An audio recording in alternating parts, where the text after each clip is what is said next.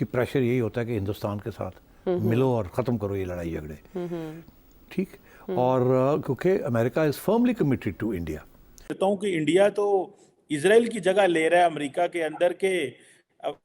हम कभी सुनते थे कि जिस दिन अमेरिका, लेकिन जिस तरह मैंने आपको बताया कि घंटों के अंदर जो है वो ओबामा एडमिनिस्ट्रेशन ने क्लैरिफाई कर दिया है कि नहीं, हमारी क्या मजाल है कि हम चीजों को रोक। की 25 to 30 big firms, big business and tech firms पर इंडिया की यूथ रूल कर रही है। इसकी वजह यह है कि इस वर्ल्ड को इंडिया ने टेक ओवर कर लिया है, और ये जो मैं बात कर रही हूँ complete Indian tech over.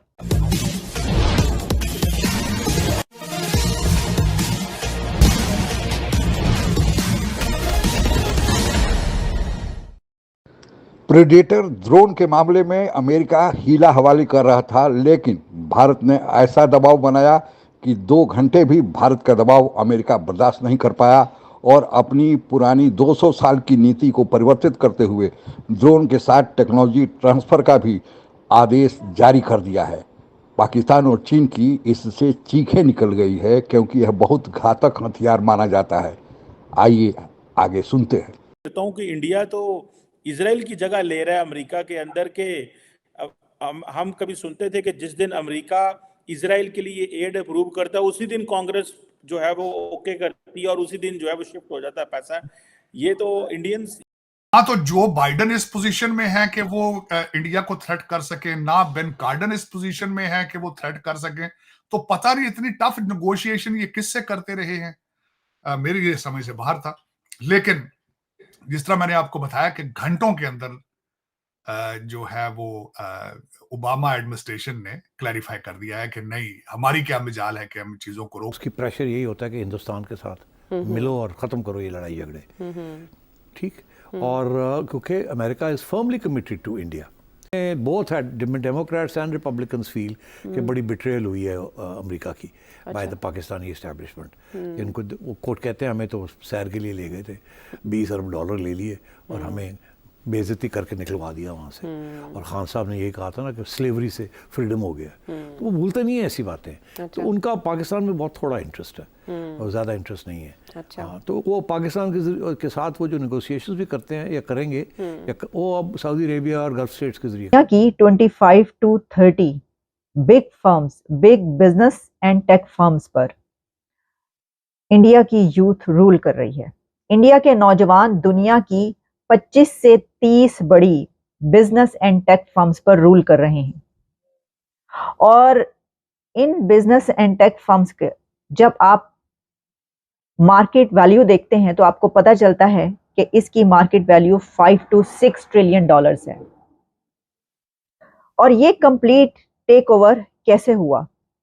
India ने ये टेक ओवर किसी से जंग करके नहीं किया। इंडिया ने ये टेक ओवर किसी के ऊपर चढ़ाई करके नहीं किया। इंडियन यूथ ने ये टेक ओवर किसी से लड़ाई करके नहीं किया, बल्कि वर्ल्ड टेक ओवर इंडिया और उसकी यूथ ने एजुकेशन से किया है। और ये एजुकेशन वो है जो वो अपनी जनरेशंस को देते हैं। कि India has more than 5 million computer programmers और both companies including Infosys, they are committed कि 1 lakh artificial intelligence specialist produce किया जाएगा भारत से। तो उसके बाद फिर आप मुझे ये बता दें कि तरक्की कौन सा मुल्क करेगा, फिर उसमें अमेरिका का नाम शामिल नहीं। लेकिन ये कि मैंने आपको बताया था कि इनकी मजबूरी है, क्योंकि ये ड्रोन और इस तरह की चीजों के अलावा कुछ दूसरी चीज यहां प्रोड्यूस भी नहीं करते। अगर देखा जाए तो हर चीज इंपोर्ट होती है, गाड़ियां भी इंपोर्ट होती हैं, कपड़े भी इंपोर्ट होते हैं, जूते भी इंपोर्ट होते हैं, खुराक तक चाइना से इंपोर्ट होती है। तो अगर ड्रोन बना के ये नहीं बेचेंगे बाहर, तो फिर पकौड़े बेचेंगे, क्या बेचेंगे? इनके पास कोई और प्रोडक्ट नहीं है इसके अलावा, तो इसको रोक के फिर कहां जाएंगे ये? तो ये इनके हालात कमजोर हैं। उसमें बल्कि मैं चीमा साहब ये कहूंगा, कमजोरी का अंदाजा लगा लें कि आज 3 सोल्जर जो है उनको मरे हुए तकरीबन हफ्ता हो रहा है, और अभी तक ये इल्जाम लगाते हैं भारत के ऊपर या दूसरे मुल्कों के ऊपर, पन्नू साहब का, कि ये कर रहे हैं वो कर रहे हैं। अपनी फ्लोर इंटेलिजेंस की वजह से 3 मुल्क इन्होंने तबाह किए, इराक, लीबिया और अफगानिस्तान। तो ये कहते हैं कि दूसरे कंट्रीज आके इंटरफेयर कर रहे हैं अमेरिका में। How dare you say that? $8 trillion की नाकाम जंगें लड़ने के बाद आप भारत को कहते हो कि तुम पन्नों को यहां पे असैसिनेट करना चाहते हो। आप लोगों ने जेनोसाइड किया है मुस्लिम कम्युनिटी का, आपने इस्लाम के खिलाफ, यहां पे जॉर्ज बुश क्रूसेड कहते थे, डेजर्ट स्टॉर्म को कहते थे दिस इज क्रूसेड। एक बहुत बड़ा एलिगेशन था, जॉर्ज बुश साहब कहते थे कि मैं व्हाइट हाउस में, जब मैंने अटैक किया डेजर्ट स्टॉर्म का, तो बाहर मैं अपने गार्डन में, व्हाइट हाउस में, मैं रात को सोच रहा था, चक्कर लगा रहा था, तो मुझे विजन आया, ऊपर से खुदा की तरफ से इशारा आया, उन्होंने कहा तुन के रख दो इन्होंने। क्रूसेड, जब आप इस दौर 21वीं सदी के अंदर क्रूसेड लड़ रहे हैं and you are holding India liable for Pannun. कुछ दिनों पहले अमेरिका में एक रिपोर्ट प्रकाशित किया गया था कि हालांकि अमेरिका चीन को अपना दुश्मन नंबर 1 समझता है, लेकिन अमेरिका में जो सत्ता में बैठे लोग हैं उनको भारत से ज़्यादा डर लगता है। और इसके पीछे कारण यह है कि भारतीयों की जो शिक्षा है और दूसरा भारतीयों की कर्तव्य निष्ठा है, इससे अमेरिका को ज़्यादा डर लगता है कि कहीं भारतीय जो आज अमेरिका में बड़े बड़े पदों पर बैठे हुए हैं, और कहीं ऐसा न हो कि इजराइल जो अभी अमेरिका में राज कर रहा है, इजरायली लॉबी सबसे तेज है और वहाँ पर अमेरिका में वर्चस्व में है, अमेरिका के सारे निर्णयों में इजरायली लॉबी प्रभावित करती है। दूसरे नंबर पर इजराइल के बाद अब भारत का नाम लिया जा रहा है। बहुत लोग तो यह कह रहे हैं कि अभी प्रेडेटर ड्रोन के मामले में अमेरिका ने जो अपनी 2 साल की पुरानी नीति बदलते हुए आनन फानन में जो भारत के पक्ष में प्रेडेटर ड्रोन देने का निर्णय लिया, वह एक मिसाल है। ऐसा इजराइल के मामले में ही अमेरिका करता है।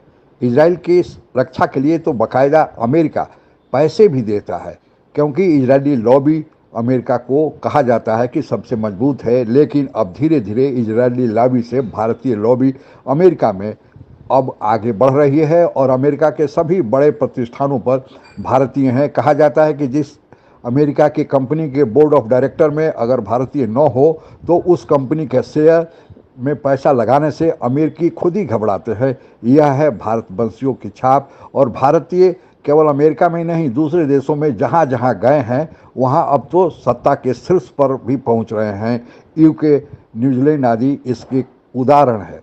अब भारत की हमेशा से गुटनिरपेक्षता की नीति रही है, यह भी अमेरिका के लिए एक डर की बात रही है, क्योंकि भारत राष्ट्र हित में, अपने देश के हित में फैसले लेता है।